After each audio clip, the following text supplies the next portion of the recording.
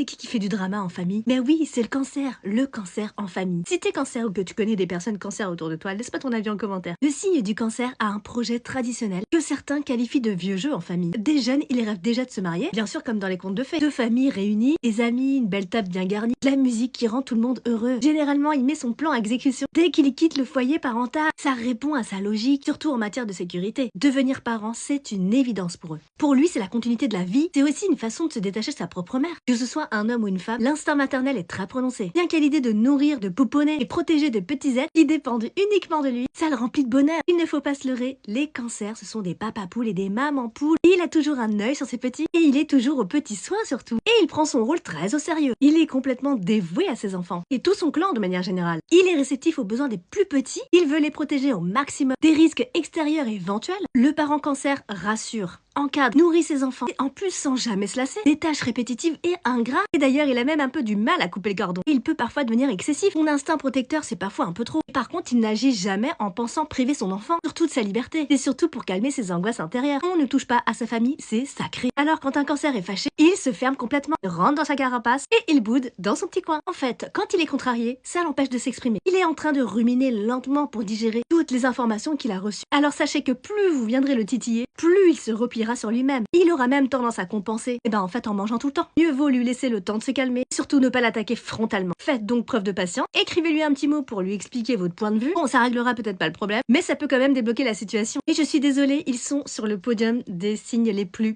drama queen, susceptible, capable de changer d'avis ou même d'émotion, toujours à fleur de peau. Donc si votre cancer ne passe pas un bon moment, vous ne passerez pas non plus un bon moment. Cancer vit le monde dans sa subjectivité. Les choses ont souvent tendance à tourner autour de leur nombril, du moins dans leur tête. Et tout ça, malheureusement, peut les conduire à des comportements jugés excessifs. Mais attention, un cancer défendra toujours bec et ongles sa famille et ses amis. Et cette super protection peut mener à des confrontations dramatiques, surtout s'ils se sentent menacés par l'extérieur. Leur lien émotionnel fort les rend prêts à tout. Et lorsqu'il se sent blessé, dévalorisé ou voire ignoré, il peut se réfugier dans des extrêmes émotionnels. Alors est-ce que toi aussi t'es comme ça en famille? Ou peut-être que tu en as autour de toi? Dis-le moi en commentaire.